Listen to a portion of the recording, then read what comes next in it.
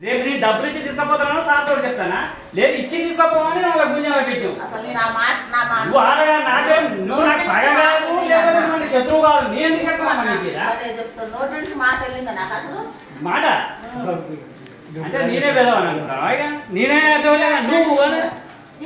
sir నీకు ఈ విషయం కూడా ఇంతకుముందు చెప్పినా 2 days వరకు ముచ్చట చెప్తానని కూడా చెప్పా అది కూడా చెప్తా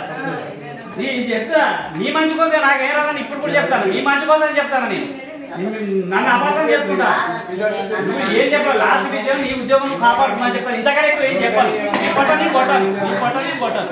ఇంతకంటే ఎక్కువ ఏం చెప్పాను నీ పొట్ట నీ కొట్టాను ఒక్క మాటగా కొంటాను నీ ఏ వీడియో ప్రమాణం చెప్తా నువ్వు నీకు నాకు బాగా నువ్వు చెప్పుకుంటే ఒక మాట ఒక సామాన్య పరిస్థితి ఏం సార్ ఇది కనీసం అట్లా మా తమ్ముని పేరు అంటే చెప్తాను ఇతర తమ్ముని పేరు చెప్పినప్పుడు అక్కడ చెప్పిన ఆమె చెప్పిన నువ్వున్నావు సార్ ఉన్నాడు నువ్వున్నావు సార్ అప్పుడు చెప్తాడు గుంజుకోపోయినావు భలే మాట్లాడతారు అంటే ఎట్లా మాట్లాడాలి ఏం అడగలేదు నేనే నాకు దాసుకోమని చెప్పిన నాకు వద్దని చెప్పాను చెప్పనా రిసీవ్ తర్వాత ఎవరికి ఇవ్వాలి పేపర్లు మరి ఎందుకు లోపల పెట్టినావు ఎందుకు పోతాడు బయటికి ఎట్లా పోతాడు ఆ పేపర్ల కాడ ఉన్నానా బయటకు వెళ్ళిన సార్ తోటి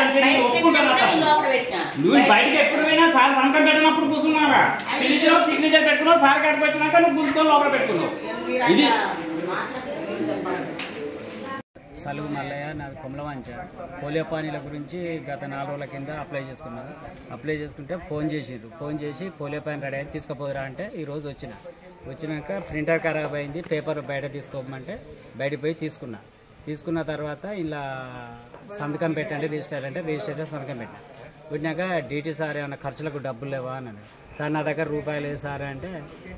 ఇవ్వాలి కదా అందరు ఇస్తారు కదా అన్నాడు లేదు సార్ అంతకైతే నేను తీసుకుపోయి రేపు తెత్తంటే లేదంటే ఇచ్చి తీసుకోపోమ్మని గుంజుకొని బ్యూరోలో పెట్టింది అందులో అటెండర్ అదే సంగతి 4,000 డిమాండ్ చేసి దేనికోసం పోలియో పానీల గురించి కంపల్సరీ ఇవ్వాల్సిందే అందరు ఇస్తారు నువ్వెందుకు ఇవ్వవు అని గుంజుకొని బ్యూరోలో పెట్టాడు